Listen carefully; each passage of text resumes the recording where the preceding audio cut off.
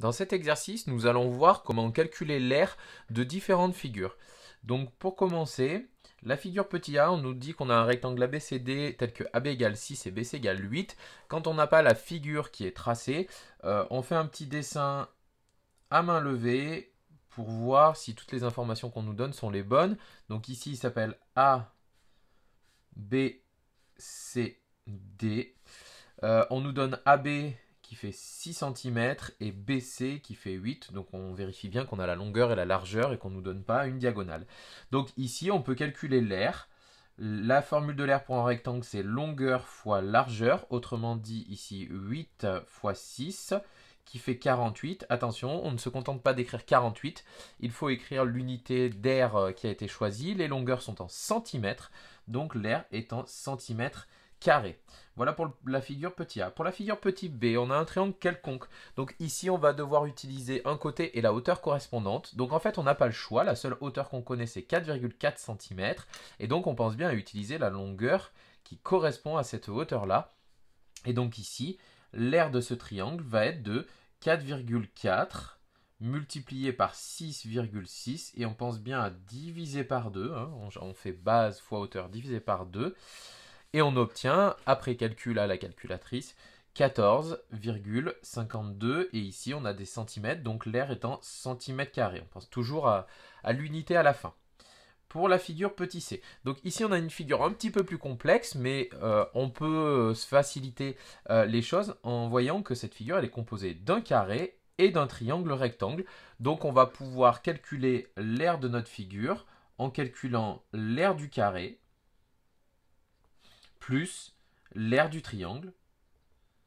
Donc l'aire du carré, ici on a un carré de côté 2 décimètres. Donc la formule pour l'aire du carré, c'est côté fois côté, autrement dit 2 fois 2, plus la formule pour le triangle rectangle. Attention, pour le triangle rectangle, on utilise uniquement les côtés qui touchent ici l'angle droit qu'on pourrait retrouver ici. Donc c'est-à-dire 1,5 multiplié par cette longueur-là, qui est un côté du carré, c'est-à-dire 2. On n'utilise pas ici le 2,5. Donc on a du 2 fois 1,5 et on pense bien à diviser par 2 parce que c'est un triangle. Et donc ici on obtient 4 plus 1,5, autrement dit 5,5 après calcul. Et attention, 5,5, ici les longueurs sont en décimètres, donc on a une aire en décimètres carrés. Attention à ne pas se faire piéger sur l'unité.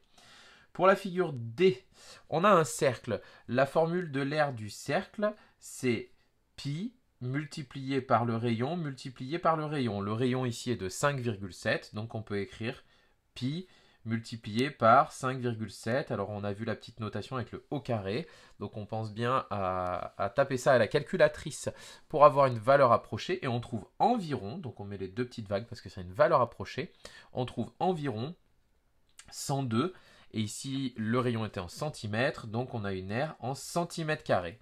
Et pour terminer, la dernière figure, la figure E, encore une fois, comme la figure C, on a une figure qui est composée ici d'un rectangle et d'un demi-cercle, d'un demi-disque. Donc ici, pour calculer l'aire, on va calculer l'aire du rectangle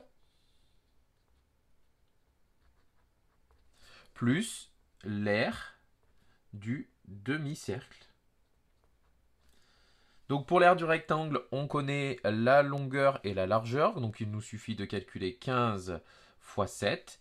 Et ensuite, on va ajouter l'aire de ce demi-disque ici. Attention, 7 cm, c'est son diamètre. Nous, on a besoin du rayon, donc il faut bien penser à prendre la moitié du diamètre. Le rayon ici est donc de 3,5.